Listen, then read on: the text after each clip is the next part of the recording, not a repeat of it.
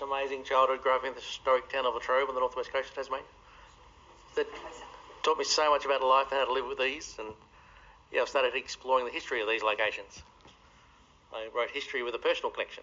I find a historically significant location like Latrobe, or an activity like recreational fishing. I'll tell the history of that location or an activity while telling my own story along the way, how I'd do it. The word welcomes it. Hi, story. My motto for writing is, we know who we are by the stories told. As I said, I learned about that when I was in hospital battling cancer and contracted an acquired brain injury. I lost my long and short-term memories. And I reconnected with people I know, and they told me stories of what we did together.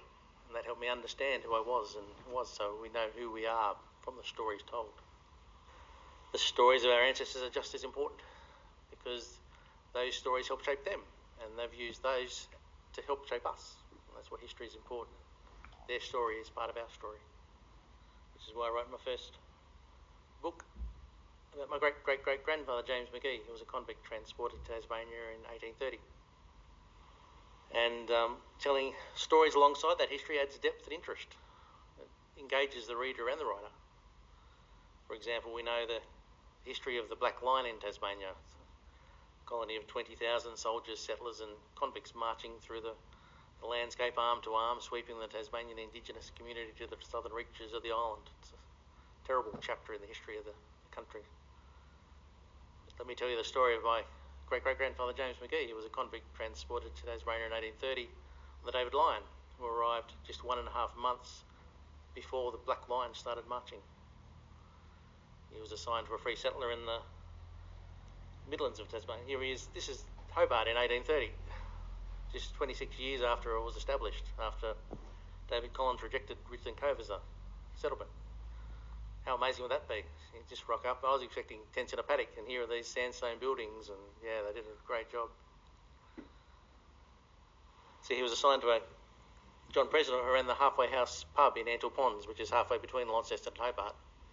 And the Black Line marched through Antle Ponds.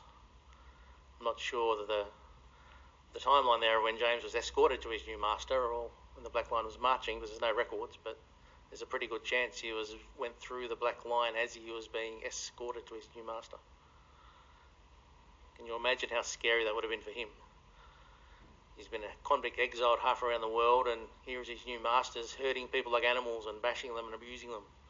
What are they going to do to me? He would have been thinking. Good Lord. That story adds a lot more depth to the story, doesn't it? Puts you back in those times and it gets you thinking about what it would have been like living in those times and through it. It's just as rewarding for the writer. So as I was exploring James's story, I found some nice parallels with Hobart's history. I'd started my new life aligned with Hobart's new life. So my first job was down here in Hobart at a government-owned training centre called the Centre for Precision Technology. I gained a trade certificate in precision manufacture while manufacturing parts for customers and also attending university. It was located at Dowsing's Point, which is named after convict James Dowsing, who arrived with David Collins to establish the first settlement in Richland Cove, which is just over the river from Dowsing's Point. Then my first home was in Newtown, which was the first suburb of Hobart, because it was a new town. I was living in a new town, so it made a lot of sense to live in Newtown. Writing the history of my hometown, Latrobe, has made me realise where I found the love of history, of stories. So I discovered the Back to Latrobe week. They had an essay competition there. Many of the early settlers back in 1933 told their stories of living in Latrobe right from the early days.